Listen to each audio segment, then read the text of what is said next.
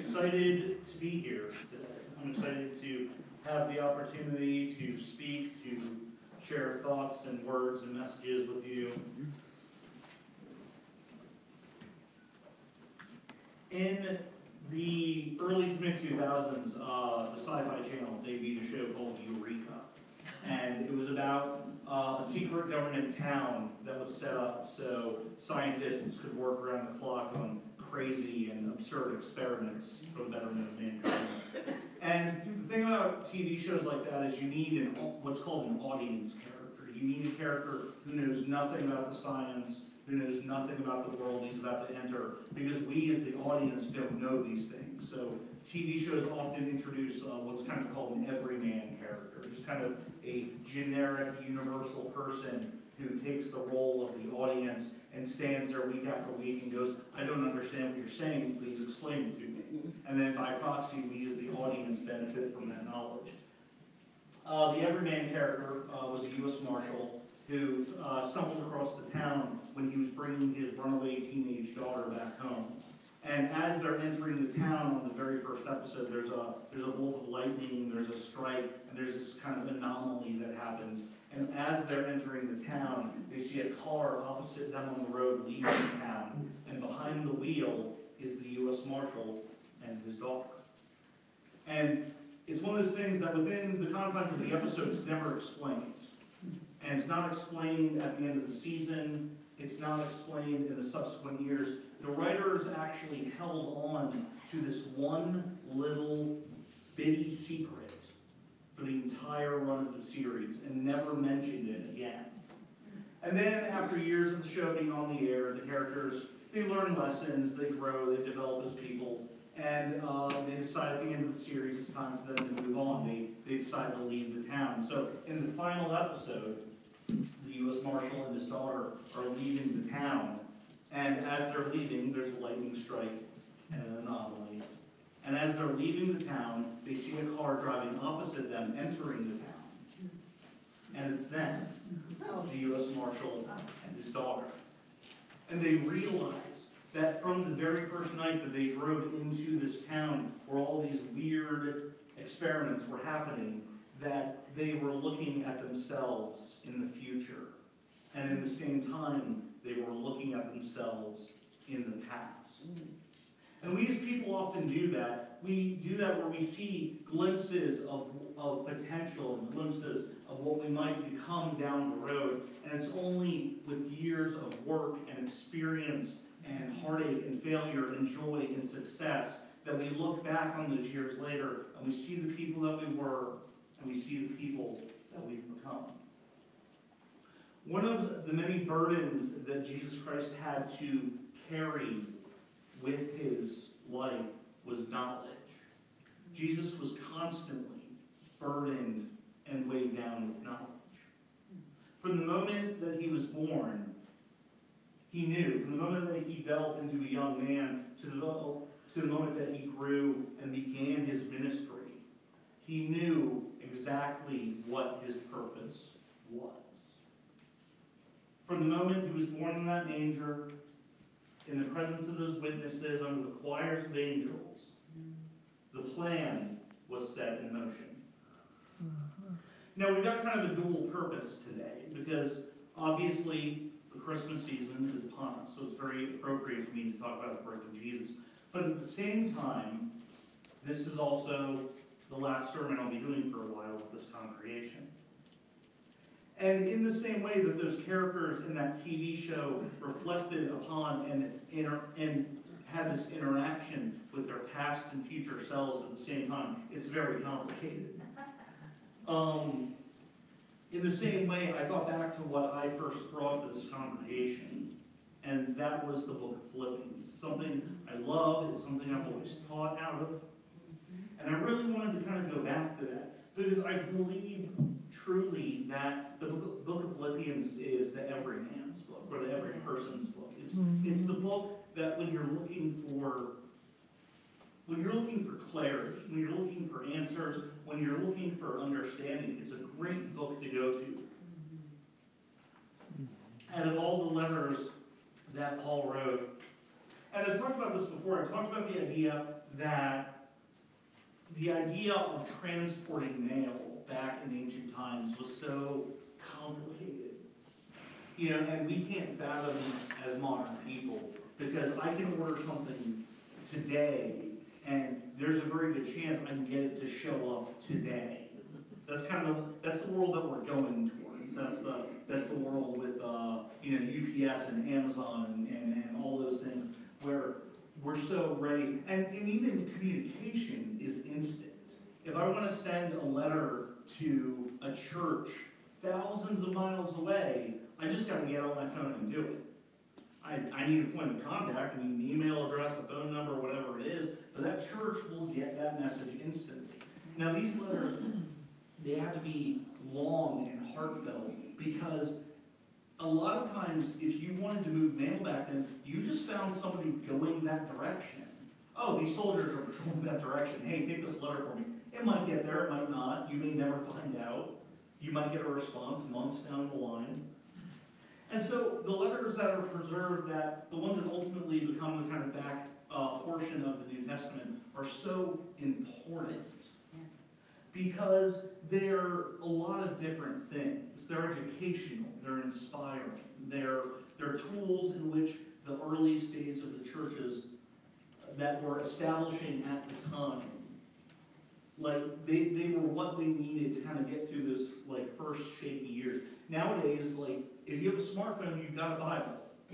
It costs you $0. You just type in Bible into the App Store, download one of the like dozens and dozens of free options that contain hundreds of languages and translations and commentaries. And it's so great that that's what we've gotten to at this point. But back then, it was a matter of you're a single church and you're receiving a single letter. And this letter had to cover so much ground. And I love the book of Philippians. I love the letter written to this church, because I think it really encompasses the mission that Christ had. Before we get to the section of Scripture I'm going to go over today, I just briefly want to talk about the Scripture reading and why I chose that in particular. I chose that because that is my favorite verse in the Bible. That is the Tim Junkins default go-to. I'm having a bad day, I need to figure this out. That is the go-to point for me, is Philippians chapter 3. That's the verse that ever since the day I was baptized, that was the verse I fell back on again and again and again. And it's so important because it teaches one very important lesson. Because if there was a person who I would think would reach a conclusion to their study, a person who would reach full maturity and never have to study or grow again, I think it would be the Apostle Paul.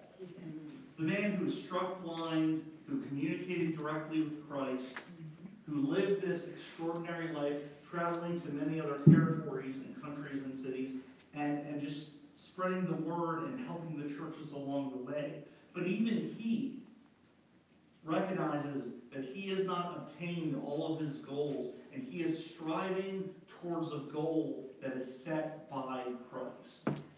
He recognizes as an individual that he will never stop learning.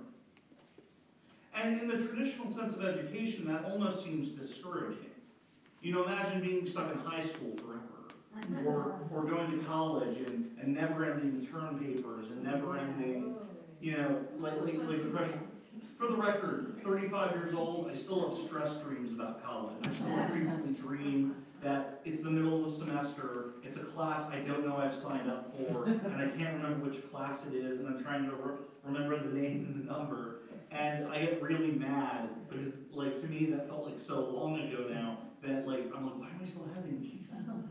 But it's one of those things where this education that Paul is talking about is different than that.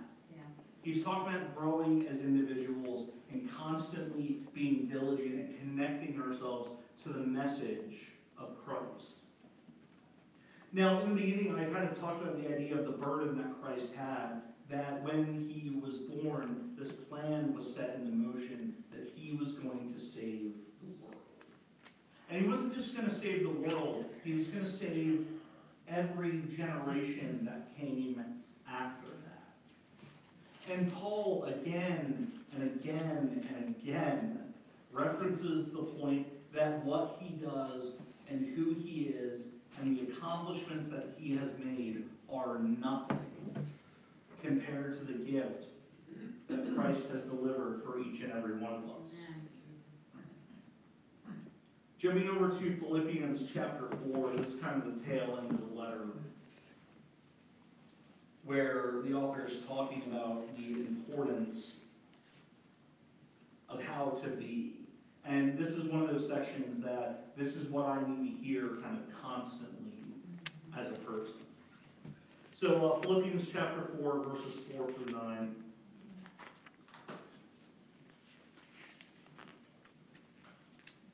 Philippians 4, 4 through 9. Rejoice in the Lord always. I will say it again, rejoice. Let your gentleness be evident to all. The Lord is near.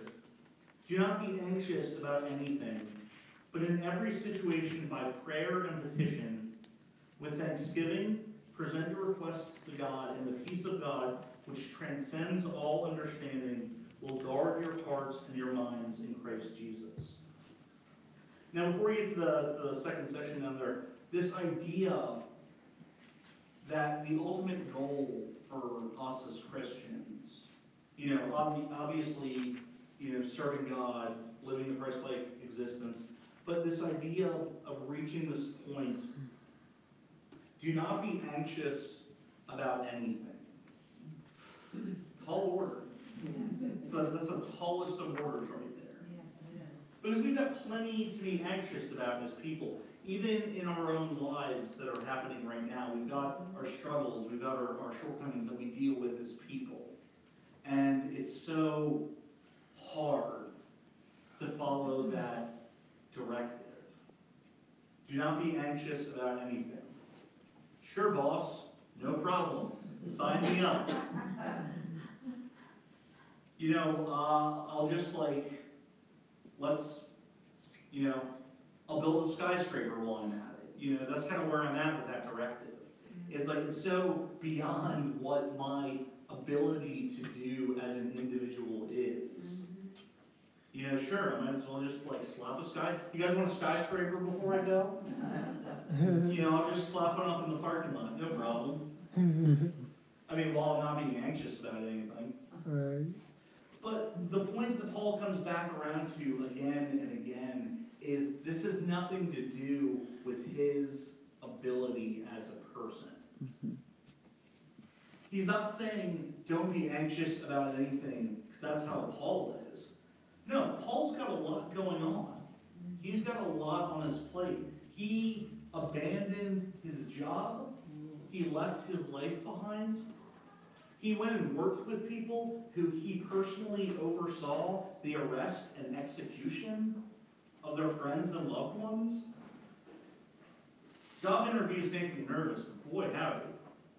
The idea of walking in and being like, hey, this is Paul, he's going to help us evangelize the word. And someone going, wait a second, didn't you arrest my brother 2 months ago? That's tough right there. Yeah. So Paul is saying, do not be anxious about anything, but not because of who he is as a person, but who he follows. We go back and we look at the story of the birth of Christ and all the miraculous events that had to happen to make sure he got to where he needed to be, to where he was, where he could have the maximum impact. The idea that a single individual can start an organization, and that organization can literally transcend generation after generation after generation. That's something that we can't wrap our heads around, because we as individual people cannot accomplish these things. And so whenever I've had a hard time, I've always fallen back to the book of Philippians. If you sit down and just consume it just as it stands, it takes about 20 to 30 minutes just to read through. 20 to 30 minutes. And it's one of the reasons why I've always referenced it, why I've always recommended it to people. when I've had hard times, I've sat down and I've read through it, because it helps me understand the kind of man that I want to become. And I say the kind of man I want to become because I'm not there yet. And I don't think I ever will be. Because it's something that we strive for each and every day. To be and to act in a Christ-like manner is a day-to-day, close and personal relationship with God. This idea that it's something that we have to work at as people. It's something that we have to put the time in. And we have to recognize that it's a path. It's a calling. It's a life that we lead. And one of the things I've always fallen back on is the story of the Apostle Paul. It's one of the earliest lessons I ever delivered here at this congregation. I think it might even be so old, I think it's probably on a cassette tape somewhere. But it's one of those things that it's such an important story. Because in addition to Christ, the man who lived, who suffered and died, it also helps that we look to people like Paul and we recognize the shortcomings in the humans, in the ordinary people who became those earliest followers. This idea that we look at a man who was very high up in the Roman military, who was personally responsible for the arrest and persecution and execution of the earliest days of followers. And he found redemption. And stories like that are so important because we frequently meet people in our lives who, when we talk to them about the gospel, when we talk to them about the meaning of Christ's sacrifice, the answer is always the same. Well, I've already messed up too much. I've already had too many shortcomings. I've already made too many mistakes. I'm too far gone. I'm too far off the path. I can't find my way back. And Paul begs to differ. Amen. Continuing on, Philippians 4.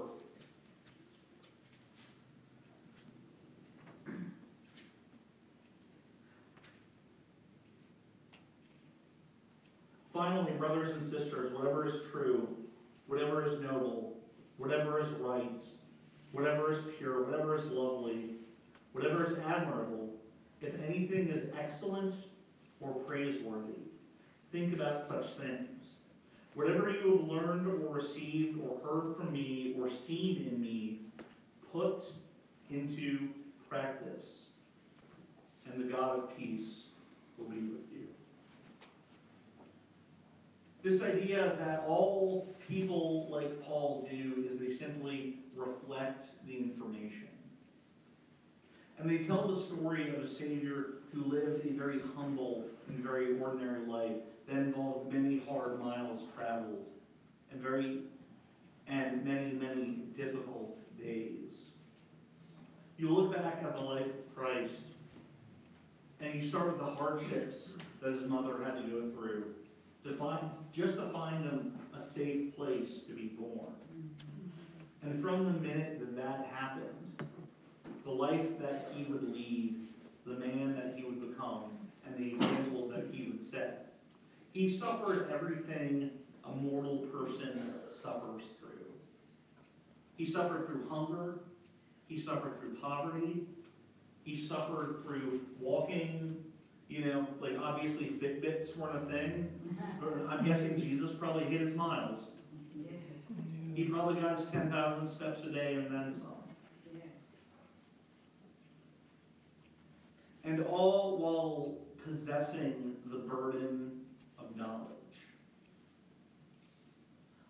I've talked about this before, the burden of knowledge that Jesus had to carry in order to fulfill his mission. How I get nervous about days at work coming up. It's like, oh, we have this big project going on. We got these meetings coming up. We got people coming to town. I'm so nervous. And Jesus lived his life every day with the knowledge that he was going up on that cross. He was going up on that cross, and he could stop it anytime he wanted to. Anytime Jesus wanted to, we sing the song, he could have called 10,000 angels to destroy the world and set them free. At any point, Jesus could pull the plug on the whole experiment. Decide it's not worth it. Decide we're not worth saving. That we haven't done anything worthwhile to be saved over. And the truth is we haven't. If you follow the story of Jesus and you look at the people that he met and the people that he interacted with, there were plenty of opportunities for him to just shut the whole thing down, but he didn't. Because he was determined to finish his mission. As we gather together for this Christmas season, as we have the opportunity, and I talked about this last month, one of my favorite things about Christmas is just how everything seems to slow down and shut down, and you get this time, this blessed, miraculous time. And I say that even more so as the people who have 4-day weekends. This opportunity that we have to kind of like slow down and catch our breath and figure things out. As we do so, I just ask that you reflect upon the life of who Jesus was and the life of who Paul was as an individual. This opportunity that we have to reflect upon and recognize what kind of suffering had to take place so that we could be here today, together in this moment. So as we look at ourselves in the past and the future kind of at the same time, as we look at that as individuals, we have to ask the question, is the path I'm on right? Am I where I need to be? What can I do to improve? Who can I turn to? More importantly, for those who are further in their studies, who can you help? What opportunities can you provide? We're not all destined to be like Paul. We're not all destined to walk the many trails and see the many churches. But we as individuals are called to help those that we have the ability to help. And there's no better time to reflect on that than this Christmas season. You know, we as Christians, we do what we can, we help who we can, but on an individual level, what can we do to bring the blessing of Jesus to those around us? And not just for this week, we get trapped in these circles from time to time where we look at Christmas and we look at New Year's and we say, new beginnings, hooray! And we start, and then things kind of taper off in the middle of the year.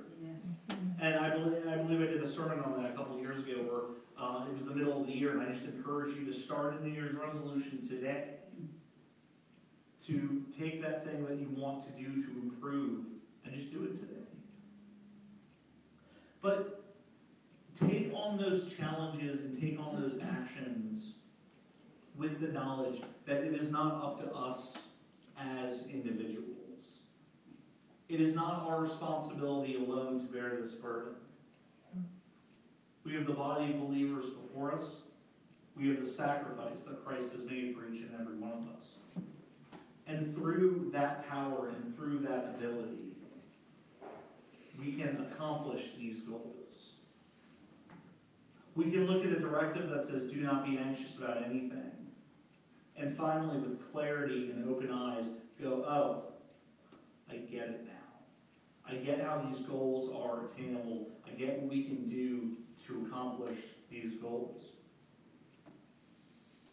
And so as we conclude today, as we wrap up, if you're here today, the waters of baptism are available. If you're here today and you've already taken that plunge, if you've already been baptized, but something resonates from the message today, not because of who I am as an individual, not because of the presentation I have made, but simply because I am a vessel for this information. If something resonates with you today, the body of believers is here for you for encouragement. The time for prayer, the time for action, the time for resolution is now. The idea that through the actions that have taken place, that have led up to this very moment, those actions are here so that we can bring ourselves closer to God. And so as we conclude today and prepare for the class, I ask you to meditate on these things as we stand and sing the song of invitation.